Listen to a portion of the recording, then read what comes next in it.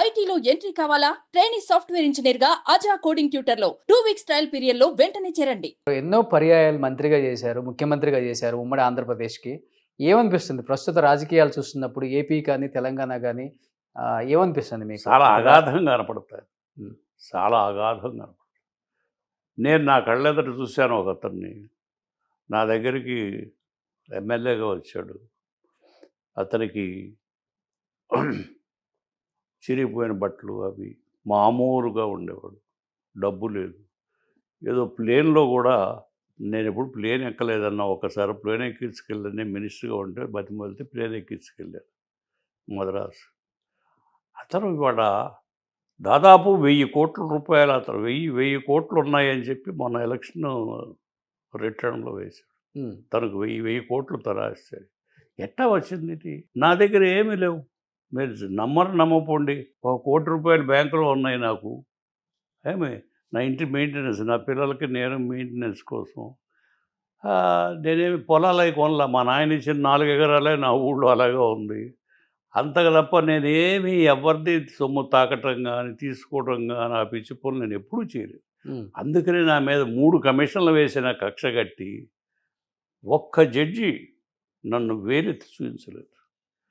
చూపించకపోతే ఒక అతను వెళ్ళి జడ్జి దగ్గరికి ఏదో ఒకటి కమిషన్ వేశాం కదండి, ఏదో ఒకటి రాయకపోతే మేము ఎట్లా బతకాలా అని చెప్పి అడిగి వచ్చాడు. ఆ జడ్జి చెప్పాడు తర్వాత వాకింగ్లో, వీళ్ళ దుంపలు దగ్గర వీళ్ళు ఎట్లా చెప్పండి, ఈ ఆస్తులు ఉంటాయా, ఉంటాయా చెప్పండి, మీరు ఎవరన్నా వచ్చి నా బ్యాంక్ అకౌంట్ చెక్ చేసుకోండి, నా ఆస్తులు చెక్ చేసుకోండి. ఈ ఇల్లు మా నాయన ఇచ్చిన 4 ఎకరాలు పొలం తప్ప నేను హైదరాబాద్లో 1 సెంట్ ఆస్తి లేదు నాకు.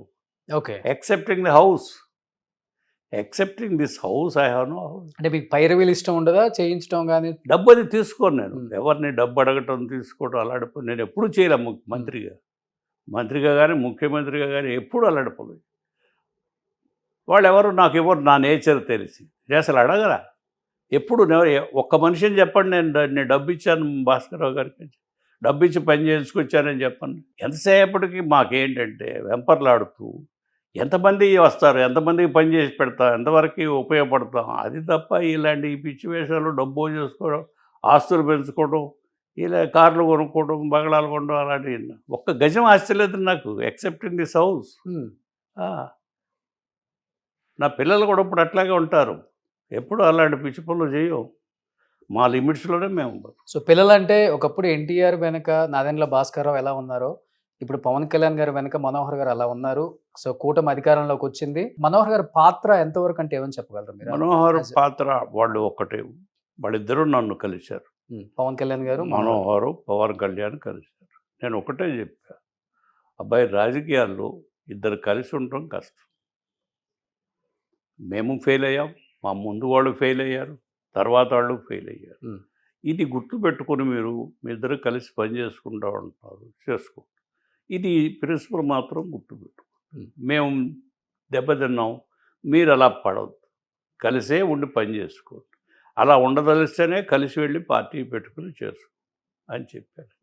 అదే చెప్పారు. అంతేగాని వేరే కోరికలు అవి పెట్టుకుంటే ఇది నడవదు. ఇక్కడ రాజకీయాలు వేరు, వేరే ప్రొఫెషన్స్ వేరు, అట్లా అని చెప్పారు. బట్ అడిగారా పవన్ కళ్యాణ్ గారు ఎందుకు ఫెయిల్ అయ్యారు అనే దానికి? మీరు ఆన్సర్ ఏమని చెప్పారా? మీ అనుభవం చెప్పమన్నాడు కానీ ఎందుకు ఫెయిల్ అయ్యారని అది ఆయన చెప్పు. ఫెయిల్ అయింది ఏంటంటే కారణం చెప్తా, నా క్యాలిక్యులేషన్స్ తప్పినాయి. నా అంట 50 మంది మన ఇంట్లో కూర్చుని మీటింగ్ ప్రాంతీయ పార్టీ పెట్టుకోవాలని, దానికి అంతా కథ అంతా తయారు చేశాను. నా వైఫ్కే డిక్టేట్ చేశాను మొత్తం. ఈ 2 రూపాయల కిలో బియ్యం కానీ, ఆడపిల్లలకు సమాన హక్కు కానీ, ఇవన్నీ నేరాసినయ్యే, అన్నీ నేరాసినయ్యే. అయితే దీనికి ఆ వచ్చిన వ్యక్తి ఇది అర్థం కాక, ఆ స్వార్థం నుంచి ఆయన బయటపడలేక ఆ పిచ్చి పనులు చేసి అట్లా చేసి ఇతరుల మాట విని